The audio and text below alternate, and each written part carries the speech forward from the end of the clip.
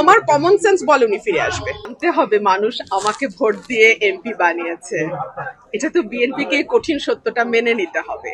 মানুষের ভোটের অধিকারে যদি দল বিশ্বাস করে, মানুষের পছন্দের প্রতি যদি আস্থা রাখতে হয় এবং আমরা যে গণতন্ত্রের কথা বলছি সেটা যদি মানতে হয়, তাহলে আপনি যে প্রশ্ন করছেন যে আজকে একটি দল এই অনুষ্ঠান বর্জন করেছে, তাদেরকে তো আমার বলতে হবে যে তাহলে তো আপনারা গণতন্ত্রে বিশ্বাস করেন না, মানুষের রায়ের প্রতি আপনারা শ্রদ্ধাশীল নন, তাহলে 17 বছর কিসের জন্য আন্দোলন করেছেন? আচ্ছা, আবার একটা বিষয় জানতে চাই যে আজকে তো মানে শেখ হাসিনার বক্তব্য দেওয়ার কথা, এই বিষয়টি নিয়ে সারা দেশ এবং ইন্ডিয়া তো অনেক হচ্ছে। আপনার না, গণমাধ্যমে সেটি প্রচার নিষিদ্ধ করেছে যেন করতে না পারে সরকার। আজকাল তো গণমাধ্যম কেবল 26টা চ্যানেল নয়, আজকাল প্রত্যেকের হাতেই গণমাধ্যম আছে, যে যে শুনতে চায় তারা শুনতে পারবে। এভাবে তো আসলে কারো বক্তব্য প্রচার বন্ধ রাখা যায় না। আমরা শেখ হাসিনার আমলে দেখেছি যে জনাব তারেক রহমানের বক্তব্য প্রচার নিষিদ্ধ ছিল এবং সেটা কোর্টের আদেশ দিয়ে নিষিদ্ধ ছিল।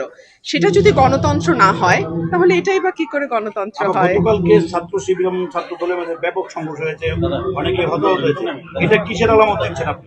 আমি ছাত্র শিবিরেরও না, ছাত্র দলেরও না, এটা নিয়ে আমার কোনো বক্তব্য নাই। এটা দেশের আইন শৃঙ্খলার যে নাজুক পরিস্থিতি সেটাকে ইন্ডিকেট করে, দলগুলোর যে তাদের অঙ্গ সংগঠনের উপরে কোনো রকম কোনো কন্ট্রোল নাই সেটা ইঙ্গিত করে, এবং দিন শেষে আবারও যে আমরা পুরনো রাজনীতিতেই ফিরে যাচ্ছি বা ফিরে গেছি সেটার ইঙ্গিত করে। রাজনীতিতে কোনো প্রভাব পড়বে কিনা